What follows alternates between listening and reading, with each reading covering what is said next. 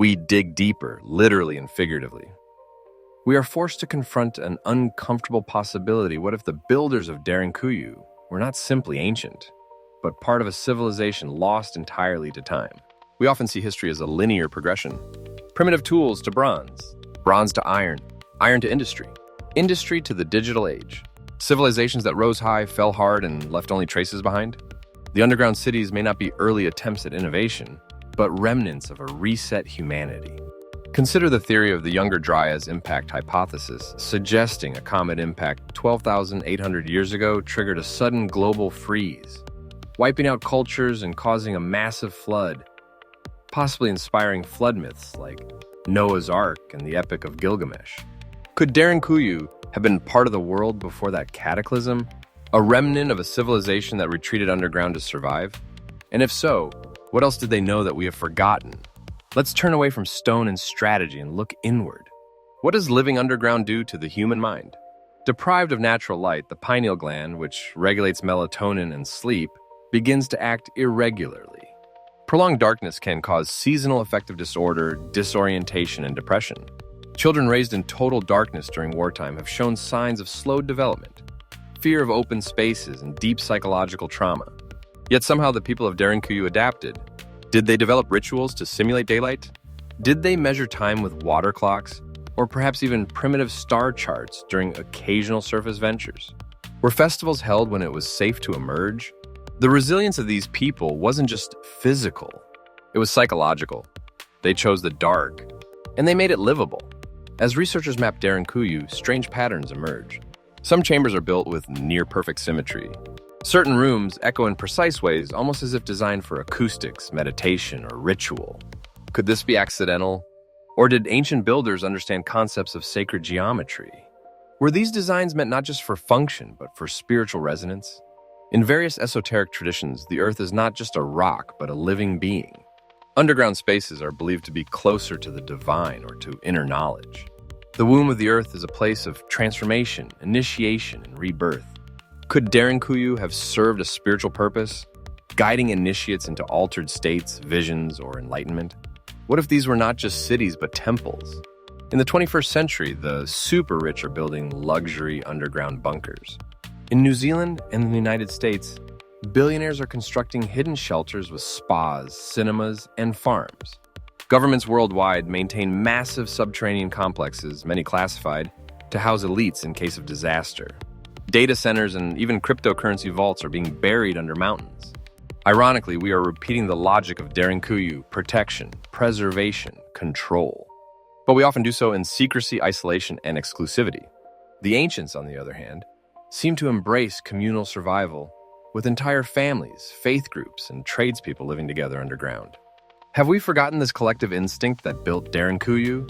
It's easy to forget that many myths were not meant to entertain, but to warn.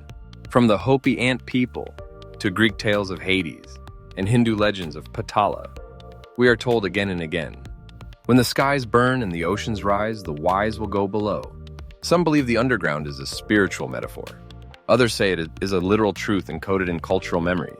Cappadocia is full of local legends, of tunnels that go on forever, of whispers in chambers no human has entered for centuries, of black rocks that hum at night when no one is watching. Elders say the earth speaks below the surface. The question is, do we still know how to listen? Satellite scans and geophysical data suggest that Derinkuyu may be part of a vast system. Underground paths linking dozens of smaller cities, chambers that align with astronomical events, even rumored connections to regions hundreds of kilometers away, if Chushita challenges the very concept of early civilization. This wasn't just a refuge, it was a system, a civilization, perhaps even an empire of the underground. And like any great network, it may have had a center, a place we have yet to discover. Could a central chamber, a ruling temple, or a control hub remain hidden, deep beneath the layers of time? Think of it this way. Every tunnel, every stone, every chamber, it's a record. A book with no ink, but infinite meaning. We often say that libraries burn, but underground cities preserve. From ice cores to stalactites, the earth stores time and sediment. Perhaps ancient peoples understood this better than we do today. By building below, they ensured their legacy would last. We walk among ruins, yet we stand on monuments. There's one chamber in Derinkuyu sealed with stone, The markings on its wall are strange, unlike any others found nearby. It has no known entrance, no known records, and when radar is used, it appears to continue deeper than expected. What lies behind it? A crypt? A tomb? A technology forgotten? Or something else, something not meant to be disturbed? Sometimes what is hidden is not lost. It is guarded. Perhaps one day we will return. Not as explorers, but as heir to forgotten knowledge. Discovered in 1963 by accident, when a homeowner broke through a wall during renovations. Derinkuyu is estimated to have once housed up to 50,000 people. That's right. Some researchers and fringe theorists suggest ancient advanced technology. The precision and scope of these cities defy simple tools and brute strength. Post-cataclysmic survival. Were these underground cities built to withstand a global disaster like a comet impact or solar flare? Extraterrestrial influence. Some believe the knowledge to construct these subterranean marvels came from beings not of this earth.